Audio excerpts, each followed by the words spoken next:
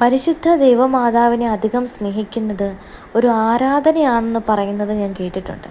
ഈശോയിൽ ഏറ്റവും പ്രിയപ്പെട്ടവരെ, പരിശുദ്ധ അമ്മയെ നമ്മൾ സ്നേഹിക്കുന്നത് ഒരു ആരാധനയല്ല.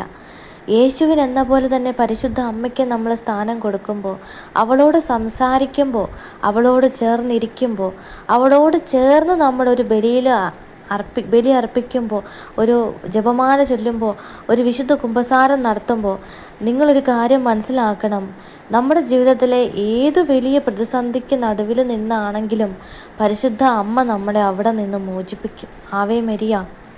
നമ്മൾ പലപ്പോഴും ചെയ്തൊരു മിസ്റ്റേക്കാണ്. ഞാൻ എൻ്റെ ജീവിതത്തിൽ ഏറ്റവും അധികം യേശുവിനെ സ്നേഹിക്കുന്നൊരു വ്യക്തിയാണ് ഞാൻ.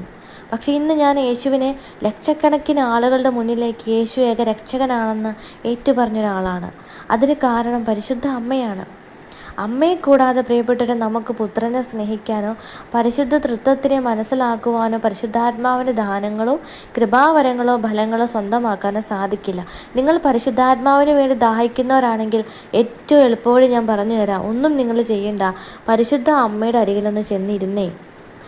നിങ്ങളൊന്ന് പരിശുദ്ധ അമ്മയോട് നിങ്ങളുടെ സങ്കടങ്ങൾ തുറന്നു പറയുക. നിങ്ങളുടെ തെറ്റുകൾ, ഒരു കുഞ്ഞു പോലും മിസ്റ്റേക്ക് ബാക്കി വെക്കാതെ എല്ലാ കാര്യങ്ങളും ഒന്ന് തുറന്നു പറഞ്ഞ് അമ്മയുടെ ഹൃദയത്തിന് നിങ്ങളെ തന്നെ സമർപ്പിച്ചേ. ചില ഏറ്റവും പ്രിയപ്പെട്ടവരെ, നമ്മൾ അമ്മയുടെ അരികിലേക്ക് ചെല്ലാൻ നോക്കിയിരിക്കുന്നവളാണ് പരിശുദ്ധ അമ്മ.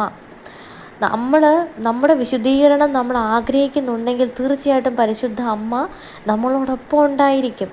അതുമാത്രമല്ല, ഒരാത്മാവ് അമ്മയുടെ അരികിലേക്ക് ചെല്ലുമ്പോൾ ആ ആത്മാവിനെ വളരെയേറെ, അതായത് അത്രമാത്രം കെയർ ചെയ്യുകയും സ്നേഹിക്കുകയും അവരുടെ ശരീരത്തെയും മനസ്സിനെയും ഒക്കെ ആന്തരികമായ അവയവങ്ങളെല്ലാം വിശുദ്ധീകരിച്ച് യേശുവുമായിട്ടുള്ളൊരു കഠിനമായ ദൃഢമായ ഒരു സുഹൃത്ത് ബന്ധം, അല്ലെങ്കിൽ നമ്മൾ പറയുന്ന ഒരു ഹൃദയബന്ധത്തിലേക്ക്, ഒരു ആത്മബന്ധത്തിലേക്ക് പരിശുദ്ധ അമ്മ നമ്മളെ കൊണ്ടുവന്നെത്തിക്കുകയാണ് ചെയ്യുന്നത്.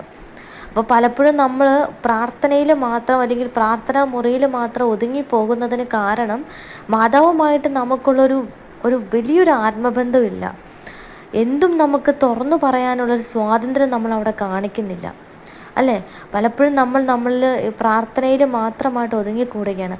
പക്ഷേ നിങ്ങൾ മനസ്സിലാക്കണം, എൻ്റെ ലൈഫിൽ ഞാൻ മനസ്സിലാക്കിയൊരു കാര്യമാണ് പ്രിയപ്പെട്ടവരെ, പ്രാർത്ഥനയേക്കാൾ എത്രയോ അധികമാണ് നമ്മൾ അനുതാപത്തോടുകൂടി സ്നേഹത്തോടുകൂടി ഒരു നല്ലൊരു ബന്ധം യേശുവും പരിശുദ്ധ അമ്മയുമായിട്ട് സ്ഥാപിച്ചെടുക്കുന്നത് എന്നുള്ളത്.